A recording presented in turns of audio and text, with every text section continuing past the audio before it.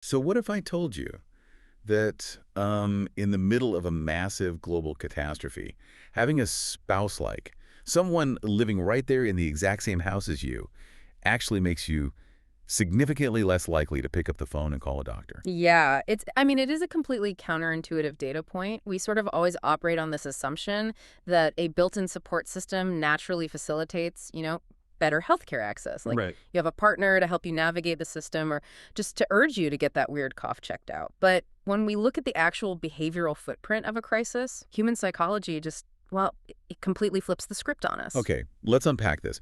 Because to really understand that anomaly, we kind of have to look at one of the most drastic behavioral shifts in modern medical history. Absolutely. I want you, Yeah. the listener, to just think back for a second to the absolute friction and chaos of March 2020, Oh, man. right?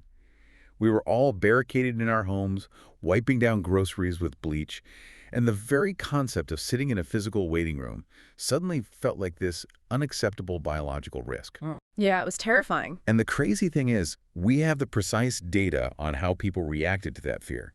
For this deep dive, we're looking at an incredibly robust set of insurance claims data from a healthcare tech company called Komodo Health, And just to give you a sense of scale here, Komodo tracks the healthcare encounters of hundreds of millions of patients across the U.S. which is massive. Right, because an insurance claim isn't just a bill, it is a highly detailed, time-stamped digital footprint of a human being seeking help. It tells us the exact moment a symptom became just too much to bear alone. And when you trace those digital footprints, the spike is almost incomprehensible. So if you look at March 2019, exactly a year before the lockdowns, telehealth encounters, meaning, video or phone appointments, they made up a microscopic fraction of all health claims. Barely even there. We're talking about 0.2%. It was, yeah, barely a rounding error in the American healthcare machine. But then fast forward 12 months to March 2020, and that number catapults to 1.9%. Now, to someone just casually glancing at a spreadsheet, 1.9% might still sound like a marginal adoption rate. Sure. But you have to apply that percentage to the sheer astronomical volume of the U.S. healthcare system. Mathematically speaking, moving from 0.2 to 1.9% in a 30-day window represents an 845% spike. An 845% Yeah. spike in a single month. Exactly. I mean, a metric like that doesn't describe the adoption of a new tool. It describes a systemic shockwave. Yeah. It's basically the architectural equivalent of millions of people suddenly trying to evacuate a building through a single narrow side door just because the main entrance completely collapsed. The physical infrastructure of medicine became inaccessible, and society executed this massive emergency pivot to a digital alternative. But here is where our mission for this deep dive really begins.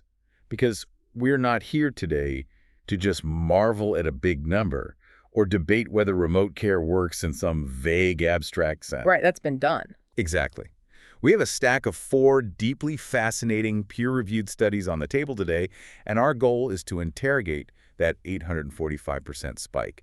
We're going to figure out who this technology actually serves, where it's actively failing vulnerable people, and most importantly, how it's being aggressively adapted by brilliant minds to solve real problems. Yeah, it's a huge journey. It is. We're going to travel from the living rooms of isolated caregivers in rural Nebraska all the way to autism therapy sessions in the Republic of Georgia and Japan. If we connect this to the bigger picture, telehealth is not merely a software update for your local clinic. It operates as a societal mirror. Ooh, I like that. A mirror. Yeah, because when we rip healthcare out of the physical clinic and force it through a computer screen, we don't magically leave our systemic inequalities behind. Instead, the screen often magnifies our deepest resource gaps, our structural biases, and, well, our cultural blind spots. So let's look directly into that mirror with our first source. This is a study by Jaffe and an extensive team of researchers, and it kind of acts as a high-resolution magnifying glass for that massive March 2020 surge. They really dug They in. did. They didn't just scrape random anonymous claims. They utilized this incredibly sophisticated methodological approach, merging 2 entirely different types of data. And this methodology is actually the holy grail of modern epidemiological research. Really? How so? Well, they used a database called Cantar's Claritas. What Claritas does is utilize a privacy-compliant, encrypted tokenization process. It's a mouthful. Right. But basically, it links subjective, self-reported survey data, specifically the National Health and Wellness Survey, with the hard, objective insurance claims from Komodo Health. So if you're listening and wondering why that matters, think about it this way. Survey data is notoriously unreliable because, well, humans lie, or we forget, or we misjudge our own health. We're terrible narrators of our own lives. Exactly. Yeah. But claims data is blind. It only knows what a doctor billed for, not how the patient felt about their life beforehand. So by linking them, the researchers could look at a fully de-identified person and know not just that they had a telehealth visit for a sinus infection on March 15th, but also their income bracket, whether they were married, their education level, and whether they had a self-reported history of severe anxiety prior to the pandemic. It provides a three-dimensional psychological and economic profile of the patient rather than just a sterile billing code. Which is huge. And they narrowed this massive database down to a highly controlled cohort. 35,376 adults who had continuous full healthcare coverage in both March 2019 and March 2020. Meaning we're tracking the exact same individuals before the world ended and right as it was ending. Yes. And when they broke down the demographics of who actually managed to get through that digital side door, the assumptions we all made about the pandemic completely fall apart. They really do. For instance, the absolute primary adopters of telehealth were younger adults, specifically the 18 to 44 demographic. They completely dominated the utilization rates, leaving the 65 and older demographic far behind. Which, from a purely epidemiological standpoint, is entirely inverted. That is exactly what I want to challenge here. Think about the messaging in March 2020. The 18 to 44 cohort was largely told, they'd likely experience mild symptoms. You'll be fine. Yeah. Well, the 65-plus cohort was warned that stepping into a grocery store or a doctor's waiting room could be a fatal error. Furthermore, older adults carry the vast majority of the chronic comorbidity burden, the hypertension, the diabetes, the chronic heart failure, that requires relentless, continuous medical monitoring. Absolutely. So logically, the older demographic should have been the ones absolutely overwhelming the telehealth servers. They possess the highest acute medical need, without question. But here we encounter the first massive structural fracture. Why were they absent? Yeah. Well, the literature points to a collision of two forces: the compounding nature of the digital divide and the insidious reality of provider bias. Okay. Let's talk about the digital divide first, because if you're assuming it just means someone doesn't own a shiny new iPad, it's so much deeper than that. Oh, yeah. Much deeper. I look at it this way. Telehealth was sold to us as this pristine, high-speed, digital superhighway that would bypass the infectious waiting room. But it turns out the toll to get on that highway is exorbitant. You can only use it if you already own a digital car. I love that analogy. Right. You need the physical infrastructure, the broadband connection. You need the hardware, a device capable of rendering high-resolution video. And crucially, you need the cognitive capital. Yes, the cognitive capital is key. The technological fluency to navigate multi-factor authentication, download a proprietary patient portal app, and troubleshoot audio permissions while you are actively sick and terrified. And that cognitive capital is not evenly distributed across generations, right? Learning a completely new user interface while under the acute stress of a global emergency places a massive cognitive load on an older patient. Exactly. But, and this is crucial, we cannot lay the blame solely on the patient's technological literacy. The researchers highlight provider bias as a critical filter. Wait, how does a doctor's bias actually prevent a telehealth visit? Well, picture a primary care physician in mid-March 2020. Their clinic is in absolute chaos. Their staff is terrified. Protocols are changing by the hour. Total panic. They are triaging their own cognitive load. So when they look at their patient roster for the day, they make split-second, often subconscious calculations about efficiency. If they see a 32-year-old on the schedule, they assume a seamless transition to a Zoom call. Sure. But if they see a 78-year-old, they anticipate a 20-minute technical support nightmare just to get the microphone unmuted. Wow. So the doctor, acting out of sheer self-preservation and time management, might subtly downplay the telehealth option to the older patient or default to just canceling the appointment entirely? Precisely. The assumption of incompetence becomes a self-fulfilling prophecy, effectively filtering out the most physically vulnerable demographic from the safety of remote care. That is incredibly dark. And that filtering effect becomes even more pronounced when we look at the geographic data, right? It does. The Jaffa study found that residents living in urban areas were 54.3% more likely to successfully utilize telehealth than those in rural areas. We often treat the internet as if it's this ambient, magical force that just exists in the air.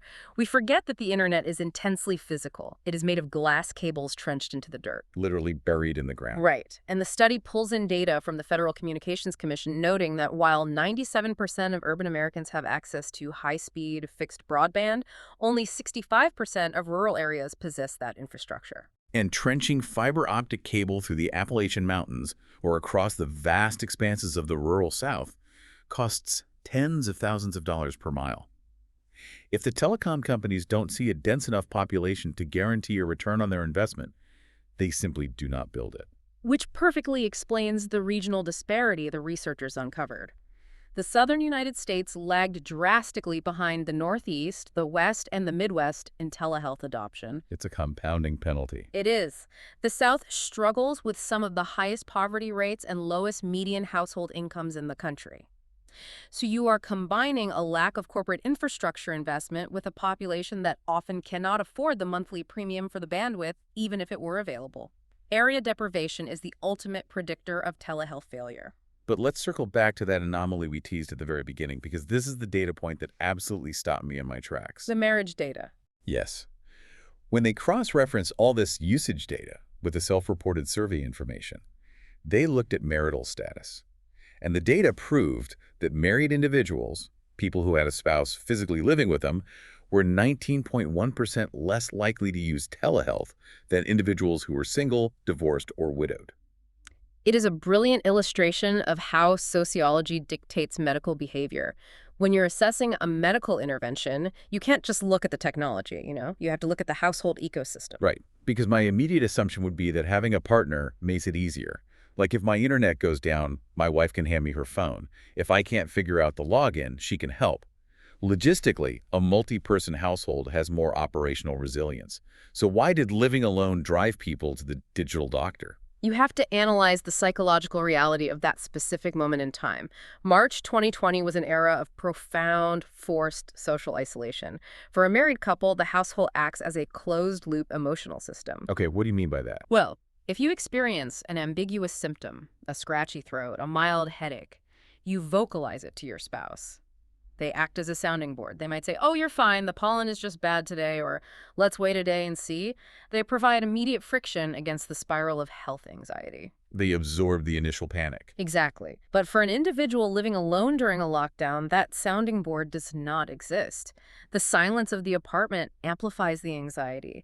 An ambiguous symptom immediately escalates into catastrophic thinking because there is no external voice of reason to ground them. Oh, wow. So a telehealth visit in that context was not just a medical consultation. It was a desperate bid for human connection. Yeah. It was a structured, social acceptable way to speak to another human being and seek reassurance when the rest of the world was off limits. Which acts as a perfect transition into the most staggering predictor of telehealth use the researchers found, the mental health data. This part is crucial. If an individual in this cohort had a self-reported history of anxiety or depression prior to the pandemic, they were 91.9% more likely to utilize telehealth than someone without that history. And we really have to recognize the neurobiological reality of that statistic. The onset of the pandemic wasn't just stressful, right? It was a mass trauma event. Yeah. For an individual whose baseline neurochemistry already struggles with anxiety or depression, the sudden destruction of daily routines, the ambient threat of an invisible virus, and the severing of physical support networks act as an overwhelming physiological trigger. Their existing coping mechanisms were just dismantled overnight. But wait, let's connect the dots here. Earlier, the data showed that the 18 to 44 demographic were the super users. Does the mental health piece explain that age disparity? It maps onto it flawlessly. The study's survey data revealed that the prevalence of existing anxiety or depression was vastly concentrated in that younger cohort. Yes, 43.3% of the 18 to 44 group reported that history, compared to only 20.3% of the 65 and older group. Wow. So the generation that possessed the highest baseline of technological fluency also happened to be the generation carrying the most acute psychiatric vulnerability to the isolation of the lockdowns. So if you're listening to this and trying to synthesize what the Jaffa study actually proved, it paints a very specific, somewhat troubling picture. Telehealth was hailed as the great savior of the pandemic, But in reality, it acted as a highly selective sieve. A sieve, exactly. Right. It seamlessly served the young, urban, digitally fluent populations who were primarily seeking psychological anchoring. But by its very architectural nature, it actively filtered out the older, rural, and economically disadvantaged populations who were at the highest risk of physical mortality from the virus itself. It forces us to confront an uncomfortable truth. A purely technological solution deployed into a deeply unequal society will simply automate and accelerate that inequality unless it is intentionally restrained. Which brings us to the most vital question of this deep dive. If we know that the digital screen naturally filters out the poorest and most vulnerable among us, how can we possibly use it to fight systemic health issues? I mean, are we just building faster lanes on a highway that half the country can't access? That's the danger. To answer that, we have to look at what happens when brilliant people refuse to accept the digital divide as a permanent roadblock. Which requires a fundamental shift in how we view the purpose of the technology. It ceases to be about convenience and becomes an instrument of deliberate, targeted intervention. Let's examine our second source. This is a profound paper by Dixon, Chambly, and Gabb. They document a program out of the Ohio State University called Moms to Be. Incredible program. And they aren't dealing with mild pandemic anxiety here. They're battling one of the most shameful, deeply entrenched public health failures in the United States, the crisis of maternal and infant mortality. But to understand their digital strategy, the authors lean heavily on a concept that completely changes how we define medicine. They focus entirely on social determinants of health, or SDOH. And, the framework of social determinants of health is arguably the most important paradigm shift in modern medicine.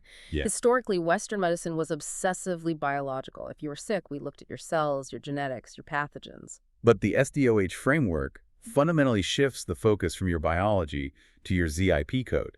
It dictates that the conditions in which you are born, grow, live, work, and age are far more predictive of your physical survival than your genetic code. Precisely. We are talking about the macroeconomic realities of your daily existence. Are you facing imminent eviction? Do you live in a food desert where the only accessible calories come from a gas station? Do you have to take 3 different buses to get to a pharmacy? And most pervasively, what is your daily cumulative exposure to systemic racism and institutional discrimination? And the authors pull no punches here. They state clearly that in the field of obstetrics and gynecology, the absolute starkest, most devastating metric of these societal failures is the disparity in infant mortality rates, specifically the chasm between Black and white infants. To define the metric, the infant mortality rate, or IMR, calculates the number of deaths of live-born infants within their first year of life per 1,000 live births. Right. And the data is just an indictment of our social structure. Black infants in the United States die at a rate dramatically higher than white infants. The researchers make it explicitly clear that this is not a biological failing. It is the physiological manifestation of historical and ongoing trauma. If you want to understand the why behind that, you have to look at history. It's the legacy of redlining in the 1930s, where banks literally drew red lines on maps around Black neighborhoods, denying them mortgages and capital. And decades later, those exact same neighborhoods suffer from hypersegregation, decimated tax bases, underfunded hospitals, and environmental toxins. And then there's the concept of weathering, the idea that the relentless daily psychological stress of navigating systemic racism keeps a Black mother's cortisol levels chronically elevated, which physically degrades the body and can literally trigger premature labor. That is the allostatic load of society bearing down on the biology of the mother. And it is the exact heavy reality that the Moms to Be program was constructed to dismantle. Right. So 10 years ago in Columbus, Ohio, they looked at the map of their city, identified the specific ZIP codes with the highest infant mortality rates, and set up shop right in the center of them.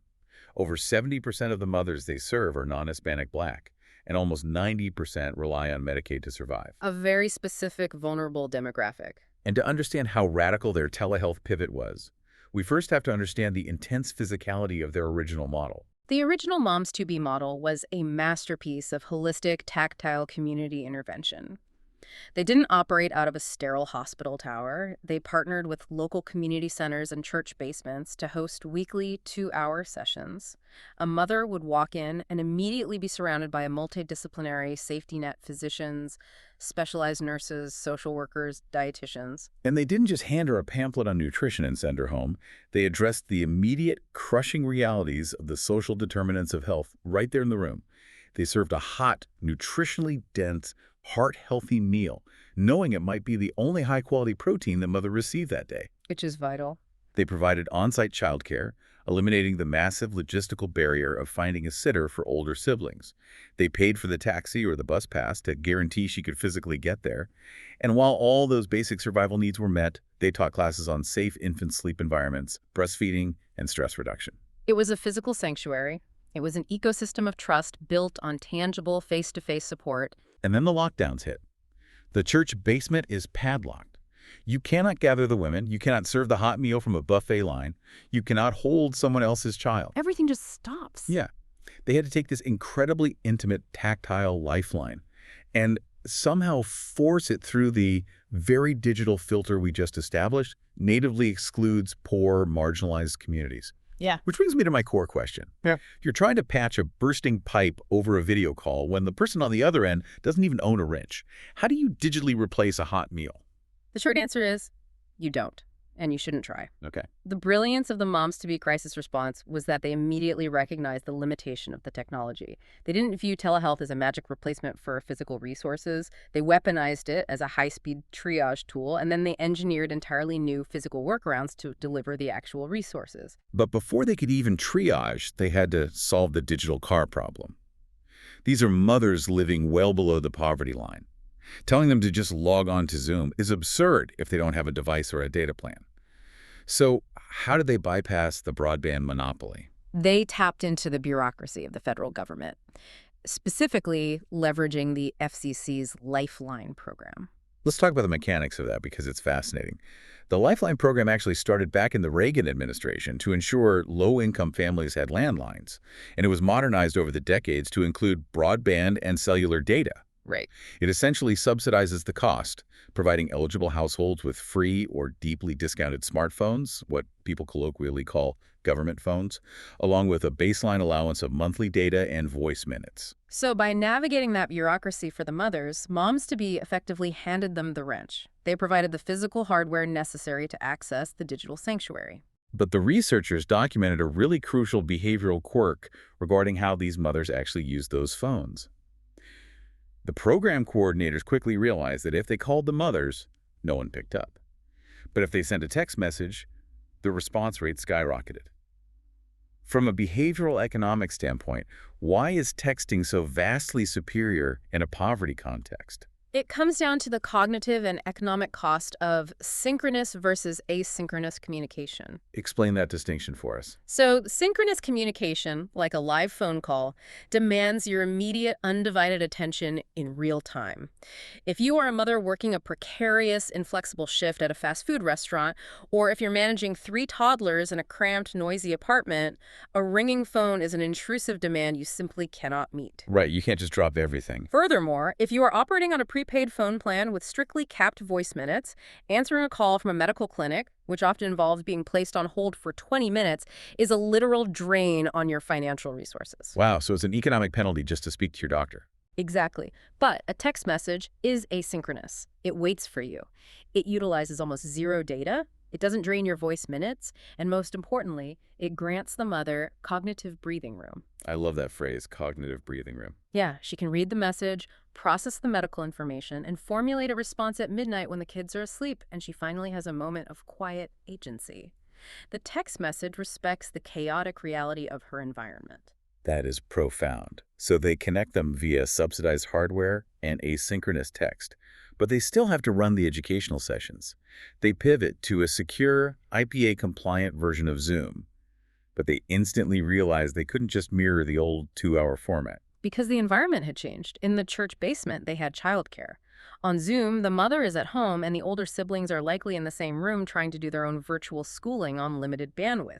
Asking for 2 hours of uninterrupted attention was impossible. So they adapted the structure, breaking the curriculum into rapid, highly focused 1-hour sessions. And what about the physical survival needs?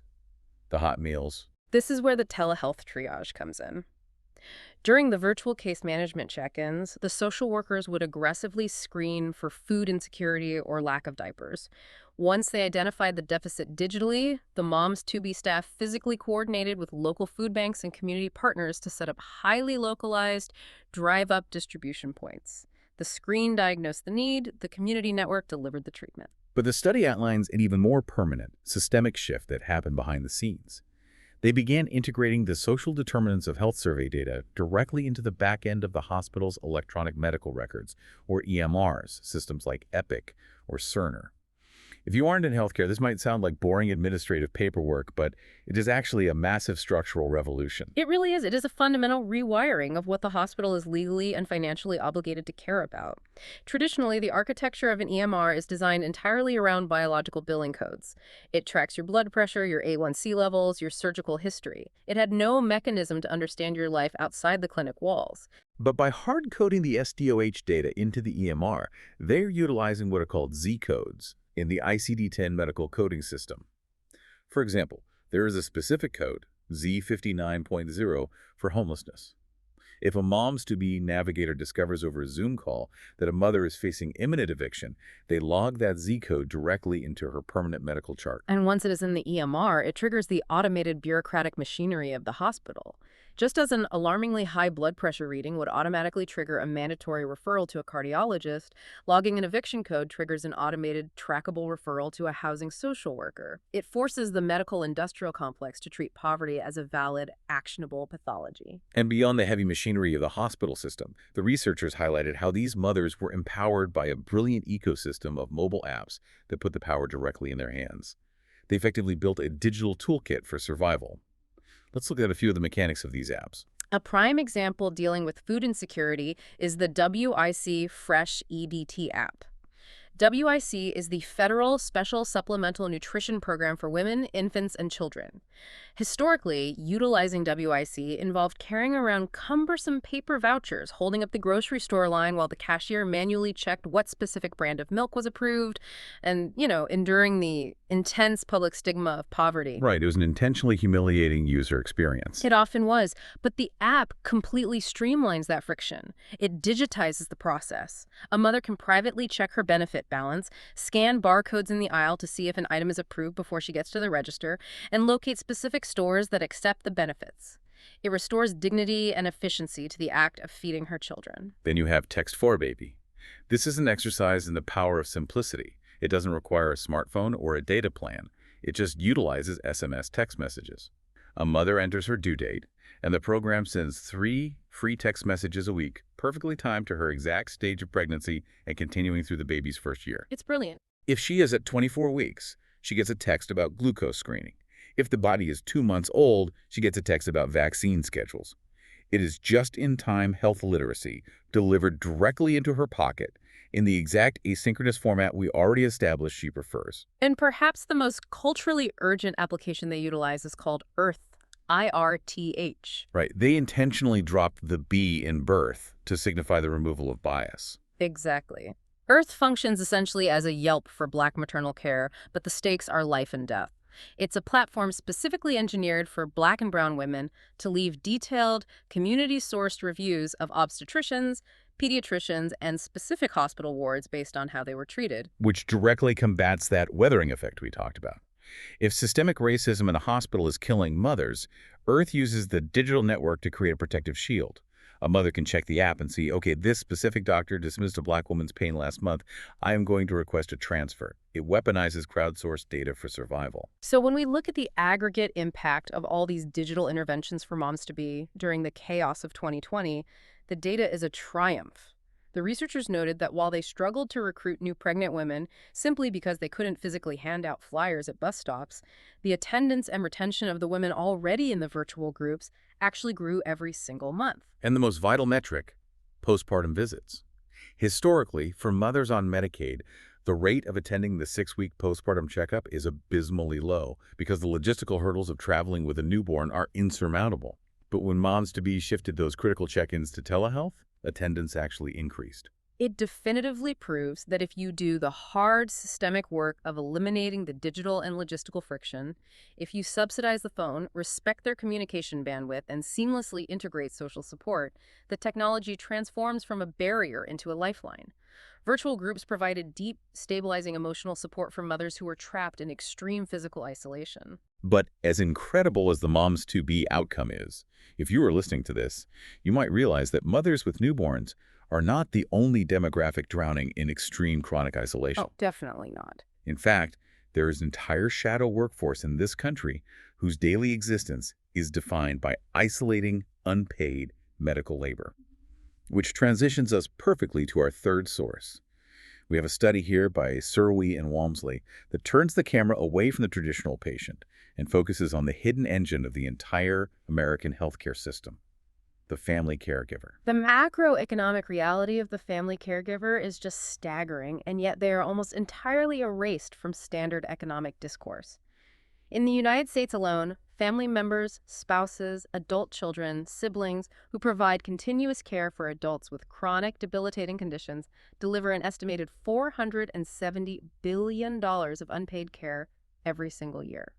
$470 billion. I want you to really conceptualize that number.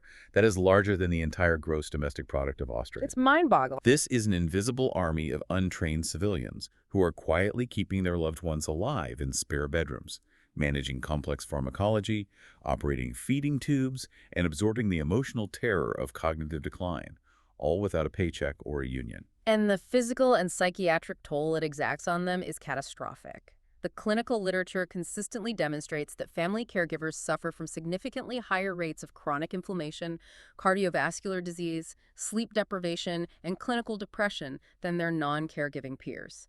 They are the collateral damage of a broken system. They are the hidden patients. Which is exactly why intervention programs like Powerful Tools for Caregivers, or PTC, were developed. The PTC program is an evidence-based, highly structured 6-week curriculum, but does not teach them how to turn a patient or administer a shot. It is exclusively designed to teach the caregiver how to psychologically survive the ordeal. It teaches emotional regulation, communication tactics for dealing with fractured families, and stress reduction. But the cruelest irony of the PTC program is structural. Historically, it was delivered in a classroom setting at a community center or a hospital. But the very population that desperately needs this curriculum is defined by their absolute inability to leave their environment. Right. If you are the sole 24/7 lifeline for a husband with late-stage Alzheimer's who tends to wander, or a mother who is entirely bedbound, you cannot just casually grab your keys and drive across town for a 2-hour seminar on a Tuesday afternoon. The logistical barriers are insurmountable. Completely. The study explicitly lists the lack of respite care, meaning the prohibitive cost or unavailability of hiring a temporary nurse just so you can leave the house. There are travel costs, and often the caregivers themselves are aging and dealing with their own mobility constraints.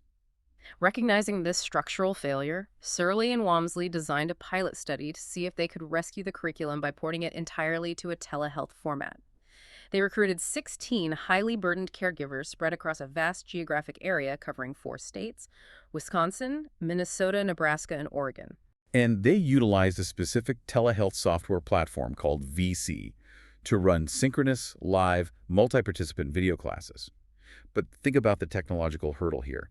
You are dealing with an older, highly stressed demographic. You can't just email them a download link and wish them luck. No, the researchers knew the onboarding had to be meticulous. For participants in Wisconsin, Minnesota, and Nebraska, the program facilitators physically drove to the caregivers' homes before the program started.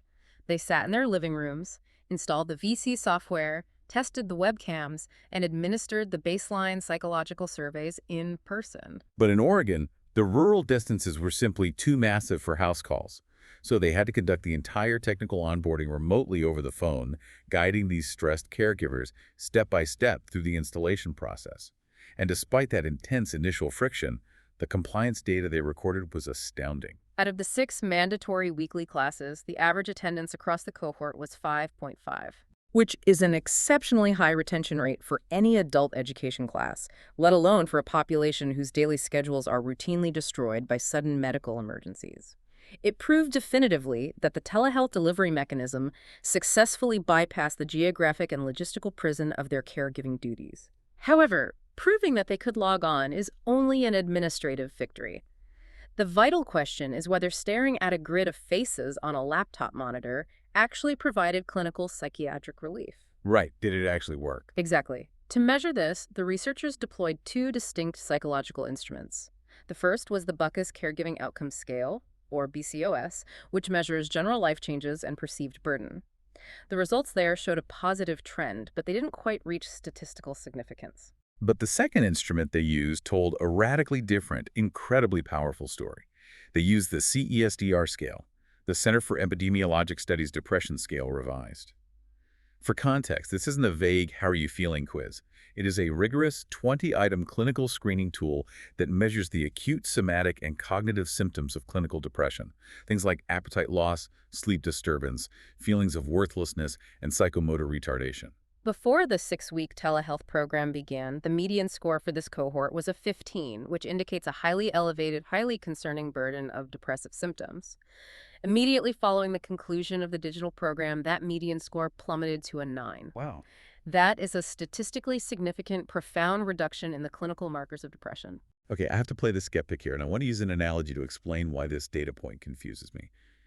People often talk about caregiver support, using that tired cliche of putting your own oxygen mask on before assisting others.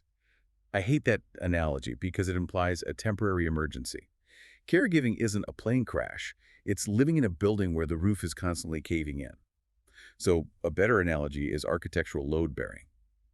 The caregiver is the single pillar holding up a collapsing ceiling. I like that framing. It's much more accurate. But here's the paradox in the study's data. The researchers explicitly state that the amount of hours these caregivers spent providing care did not decrease by a single minute. The physical weight of the ceiling did not change. They were still changing adult diapers at 3 a.m. They were still administering complex medications. The objective reality of their suffering was identical. So how is it medically possible that their clinical depression dropped so dramatically just from talking to a webcam for an hour a week? Because you are assuming that depression in this context is purely a product of physical exhaustion. It is not. What's fascinating here is the vital distinction between the physical load you are carrying and your internal psychological resilience to carry it. The telehealth program didn't send a crane to lift the ceiling off them. It retrofitted their emotional pillar with structural rebar. It changed how their brains processed the trauma. How exactly does a video call build psychological rebar? Give me a specific mechanism from the curriculum. Well, the most potent mechanism in the PTC protocol is the concept of the action plan. Every single week, the caregiver is forced to define a tiny, hyper-specific, achievable goal strictly for their own personal identity or enjoyment, and they must verbally commit to it in front of the virtual group. It cannot be related to the patient. It might be, I will drink my coffee on the back porch for exactly 10 minutes on Thursday morning without checking the monitor, or I will spend 15 minutes reading a novel. It sounds almost childishly simple. It sounds simple, but neurobiologically, it is a rescue operation. When you are subsumed by the demands of a dying loved one, your entire locus of control is externalized. Your schedule, your sleep, your emotional state are entirely dictated by the pathology of their disease. You lose your fundamental sense of agency. The action plan forces the caregiver to artificially manufacture a moment of personal agency, and successfully executing it provides a microdose of dopamine and self-efficacy. They reclaim a fragment of their own identity. And there's a piece of long-term data in this study that perfectly illustrates how their psychology shifted. The researchers surveyed the caregivers immediately after the 6-week program ended and asked what the most beneficial part of the class was. At that moment, the caregivers largely cited the practical communication techniques, learning how to assertively speak to an unhelpful sibling or a dismissive doctor. But then the researchers followed up and surveyed them again 6 months later, and the answer had completely changed. Yes. Half a year after the screens went dark, the number one enduring benefit reported by the caregivers was the social interactions. Social interactions with strangers through a software program. It reveals the devastating depth of the psychological echo chamber they had been trapped in. Imagine the profound relief of speaking to someone who doesn't offer hollow platitudes, but who actually understands the exact visceral exhaustion of your daily life. Telehealth, in this context, wasn't just a digital classroom. It was an extraction team. It pulled them out of the sensory deprivation tank of chronic caregiving and reconnected them to the human race. It is a beautiful, elegant outcome. The PTC program succeeded because the researchers looked at a very specific American demographic, understood their exact technological limitations, and mapped an American curriculum onto a software they could navigate. But if you're listening to this and thinking about the scale of global health, a massive question arises. What happens when you try to scale that success across borders? What happens when you take a highly specific behavioral therapy developed in the United States and you attempt to export it via a webcam to a completely different continent with a vastly different cultural operating system? That scenario is the ultimate stress test for the entire concept of telehealth. And it leads us directly into our final source, an expansive systematic review conducted by Severaman and Fahmy. They investigated the global dissemination of applied behavior analysis, or ABA, utilizing telehealth technology. To understand the stakes here, we really have to look at the geographic monopoly of medical expertise. The study highlights a statistic that is genuinely hard to fathom.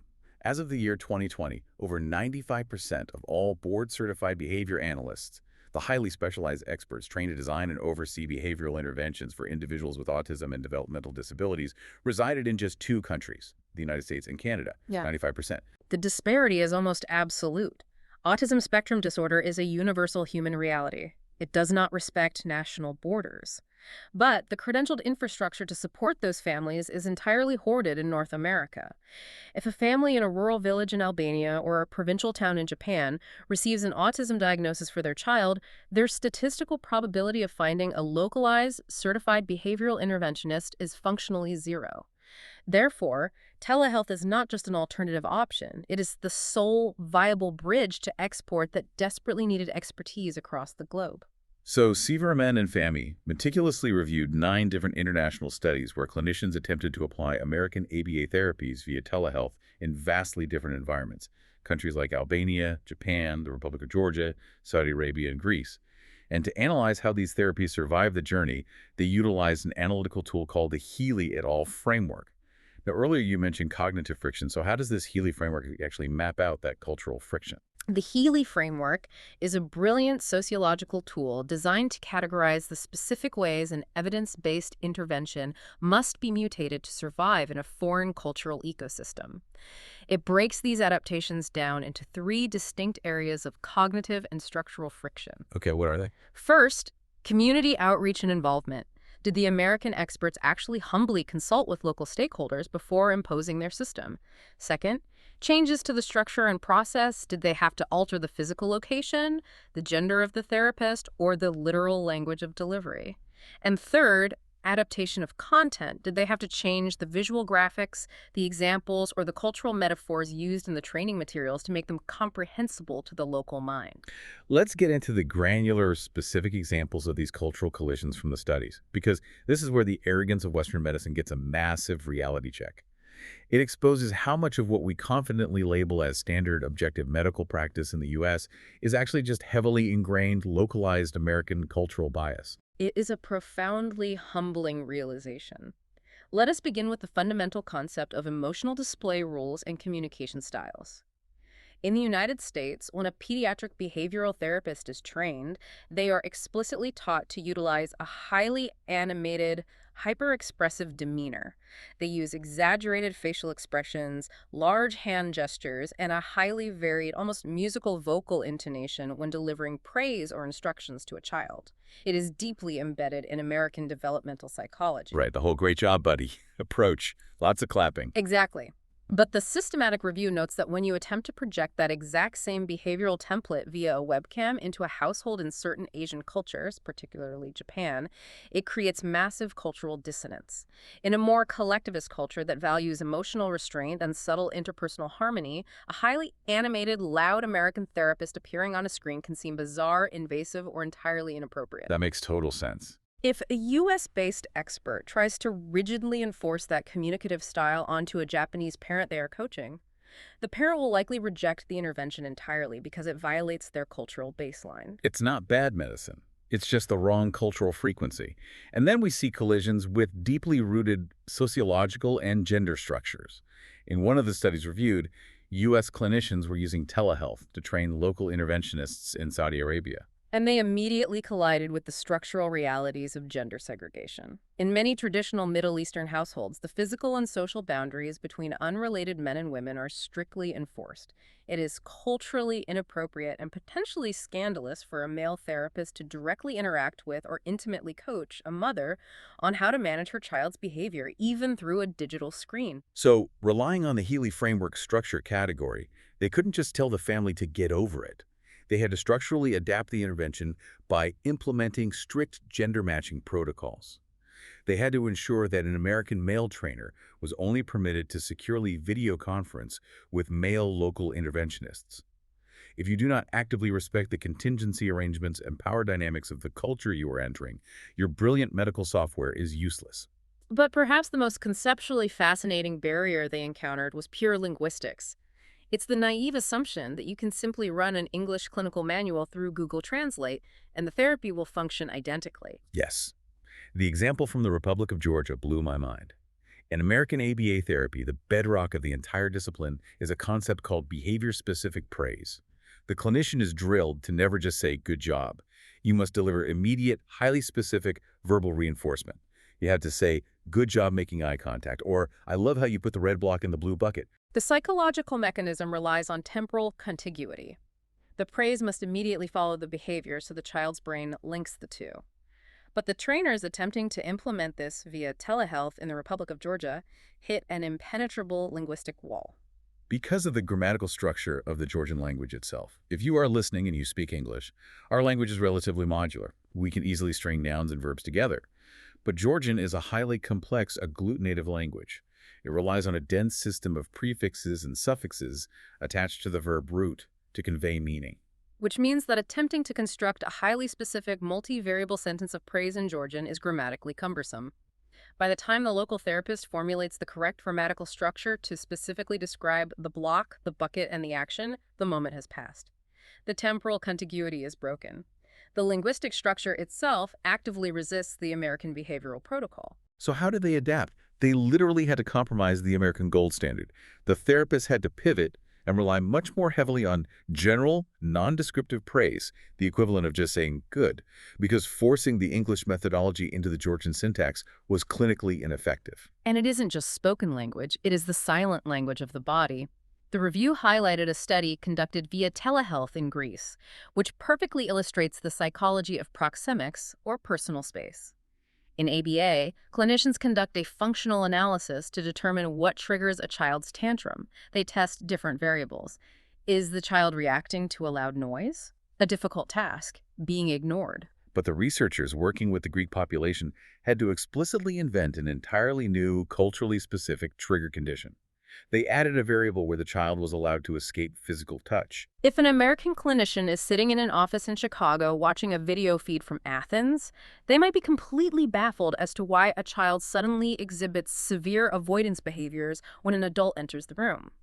What the American doesn't know is that it is an incredibly common, normalized cultural greeting in Greece for adult strangers to reach out and affectionately touch or pinch the cheeks of children. So an American expert, blinded by their own cultural norms of personal space, might confidently misdiagnose the child's trigger, thinking the child is afraid of the task, when in reality the child is just overwhelmed by the normative physical touch of their own culture. To mitigate these massive blind spots, the successful studies relied on an intense degree of humility and local collaboration.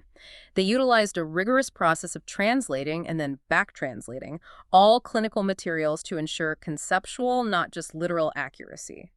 In Albania, the direct literal translation of the clinical term reinforcement carried strange connotations. So they collaborated with local pediatricians to find the culturally resonant colloquial word for reward. That's a great adjustment. Furthermore, they relied heavily on local coaches. The American expert might design the overarching architecture of the program, but a local professional who intrinsically understands the nuances of the language and the unspoken social codes is the one physically or digitally interfacing with the family. Okay, I have to use our catchphrase here because this brings up a massive philosophical issue. Yeah. So what does this all mean? If you have to fundamentally alter the linguistic structure of your praise, if you have to restrict the gender of your clinicians, if you have to invent new diagnostic criteria to account for face touching, and you're using local actors to dub your training videos, at what point is it no longer the original therapy? Doesn't the concept of global telehealth just dissolve into a highly localized, distinct therapy that just happens to receive a Zoom call from an American consultant once a month? You have articulated the central paradox of global medical dissemination. It is a tension between fidelity and cultural validity. If you force strict fidelity to the American model, the intervention is culturally rejected and fails. If you adapt it too heavily, you risk diluting the active psychological ingredients that made it an evidence-based practice in the first place. And the governing body of this specific field actually reached a breaking point over this exact paradox. Right. The Behavior Analyst Certification Board, the BACB, made a massive, highly controversial decision regarding this. What did they do? They looked at the landscape, recognized the inherent imperialism of their model, and recently made the monumental decision to discontinue offering their certification internationally outside of the United States and Canada. Wait, they just surrendered. They stopped certifying people globally in the middle of an autism crisis. It wasn't a surrender, it was a profound ethical recalibration. They recognized that it is practically impossible and ethically highly questionable for a board sitting in North America to dictate, audit, and enforce clinical standards for a practitioner operating in the cultural complexities of rural India or Saudi Arabia. Telehealth, they realized, should not be a mechanism for colonial exporting. It's not about planting an American flag via webcam. Exactly. The paradigm shifted from exporting standards to capacity building. The goal of global telehealth now is to use the digital connection to collaborate with, advise, and empower international organizations so that they possess the knowledge to build their own culturally valid, locally governed credentialing and training programs. That is a staggering shift in perspective. And if you are listening to this right now, I want you to genuinely reflect on your own life for a moment. Think about your own workplace, your corporate structure, or the industry you operate in. Think about the procedures you enforce and confidently label as absolute best practice. How much that assumed objectivity is actually just the invisible cultural bias of your specific region, your specific socioeconomic background, or your gender? And if you were forced to teach that best practice to someone in a completely different hemisphere tomorrow over a spotty video connection, how quickly would your assumptions shatter? It really forces a radical level of intellectual humility. It demands total self-awareness.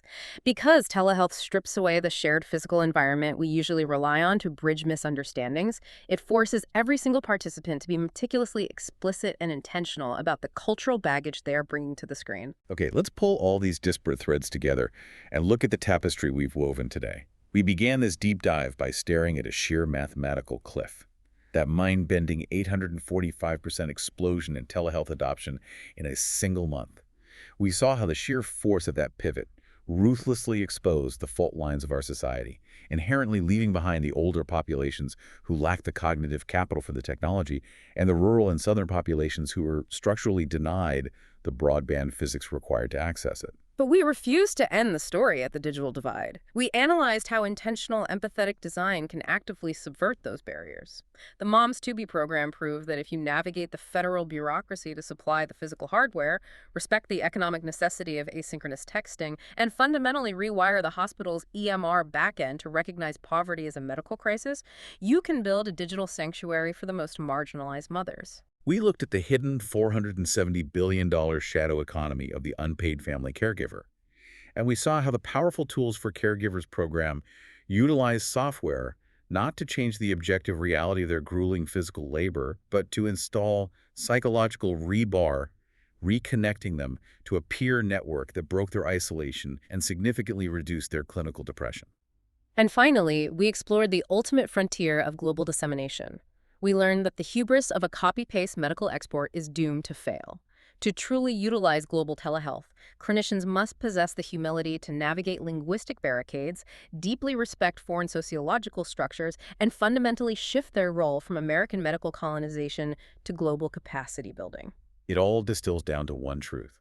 The fiber optic cables and the encryption algorithms are completely morally neutral. Telehealth is only as effective and only as equitable as the human empathy and the cultural intentionality of the people operating the cameras. The technology is merely a conduit. The actual healing, the true intervention, happens in how we choose to wield it. Which leaves you, the listener, with one final lingering concept to chew on as you go about your day. We have been conditioned to think of digital technology as the ultimate homogenizer. We assume the internet flattens the world, making everything exactly the same everywhere. You open an app, and the interface is identical whether you are in Tokyo or Toledo. But what the data in these 4 studies proves is the exact thrilling opposite. As telehealth matures, it is actually forcing the massive bureaucratic machinery of medicine to become hyper-personalized and hyper-localized. Could the ultimate lasting legacy of remote healthcare be that it finally destroys the sterile, uniform, one-size-fits-all environment of the hospital tower? Could the screen be the very thing that forces the medical establishment to finally pay attention to the unique, messy social, cultural, and environmental realities of every single patient, exactly where they live? It is a profound disruptive thought. By removing the patient from the artificial vacuum of the clinic, the clinician is forced to confront and treat the entirety of the patient's actual life. Remember the assumption we all hold about medicine. We crave the precision of the X-ray, the binary certainty of the lab result, the sterile authority of the waiting room. But the reality of keeping a human being alive, whether it is an exhausted caregiver holding up the ceiling in rural Nebraska, a mother fighting systemic weathering in Ohio, or a family navigating neurodivergence in Albania, that reality is not sterile. It is deeply, wonderfully messy. The MRI machine cannot show you the scarring of systemic racism, the diagnostic code cannot explain a lack of fiber optic cables, and the clinical manual cannot teach you the cultural weight of a touch on the cheek. But maybe, just maybe, if we learn to look through these digital screens with enough intellectual humility and cultural empathy, we can finally start treating the whole person. Thank you so much for joining us on this deep dive today. Keep questioning the absolute certainties of the world around you, keep looking for the invisible connections, and we will catch you next time.